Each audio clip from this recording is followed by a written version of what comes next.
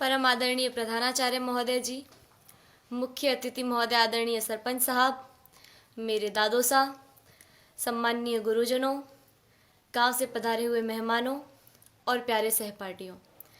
26 जनवरी को गणतंत्र दिवस के रूप में मनाया जाता है, ये तो हम सबको मालूम है।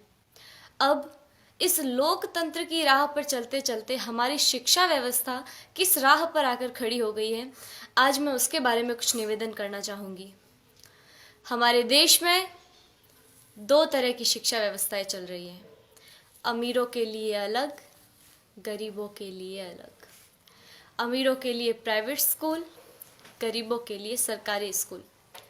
मैंने कई बार देखा है, घर पर जब मेहमान आते हैं और पूछने पर हम ये बताते हैं कि सरकारी विद्यालय में पढ़ रहे हैं, तो उनके चेहरे का रिएक्शन, भाव एक अलग तरीके का हो जाता है। तब मुझे बड़ा दुख होता है। उन सभी लोगों से मैं ये निवेदन करना चाहूँगी कि आप बहुत बड़ी गलतफहमी में हैं, क्योंकि शिक्षा का जो स्रोत है, शिक्षा जहाँ से आती है, वो आदरणीय शिक्षक है। शिक्षा ऊंची बिल्डिंगों से, बड़े बड़े गार्डन से, अच्छी बसों में सफ़र करने से या एसी रूमों से शिक्षा नहीं आती है।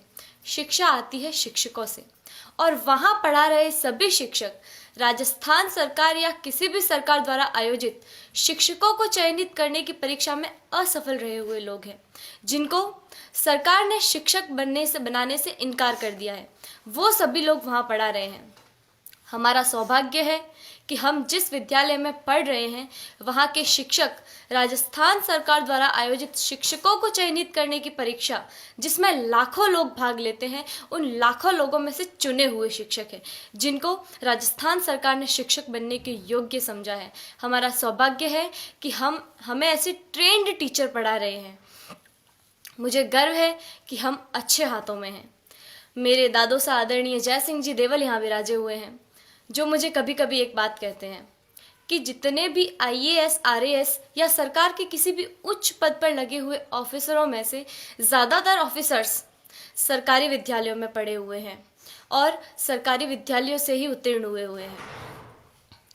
वर्तमान में एक डॉक्टर, एक इंजीनियर, एक वकील, एक बिजनेसमैन, यहाँ तक कि इन विद्यालयों में पढ़ा रहे शिक्षक भी अपने बच्चों को सरकारी विद्यालयों में पढ़ाना नहीं चाहते हैं।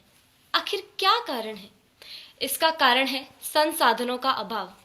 मैं आप गांव वालों से भी एक निवेदन करना चाहूँगी कि कहीं कोई गरबा हो, गणेश चतुर्थी हो, कोई आयोजन हो, कोई आर्केस्ट्रा हो या कहीं धरना देना हो, तो आप लोग हज़ारों की संख्या में पहुंच जाते हैं और हज़ारों की तादाद में रुपया खर्च करते हैं, लेकिन इस विद्यालय की तरफ कभी किसी ने झांक कर नहीं देखा। इस विद्यालय की ओर देखने का किसी को भी समय नहीं है। मैं आप गाँव वालों से ये निवेदन करना चाहूँगी कि जितना जोश आप उधर उन कार्यक्रमों में दिखाते हैं, उतना ही जोश आप इधर इन विद्यालयों के लिए दिखाएं।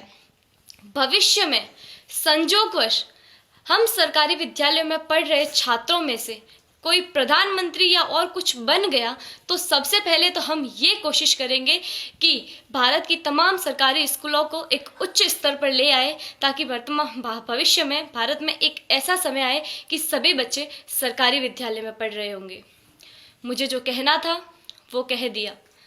मैंने जो कहा वो गलत है या सही, मुझे नहीं पता। इसका निर्णय तो आप लोग ही कर सकते हैं। मेरे जो मन में था वो कह दिया। अब मुझे बहुत अच्छा महसूस हो रहा है। जय हिंद, जय भारत।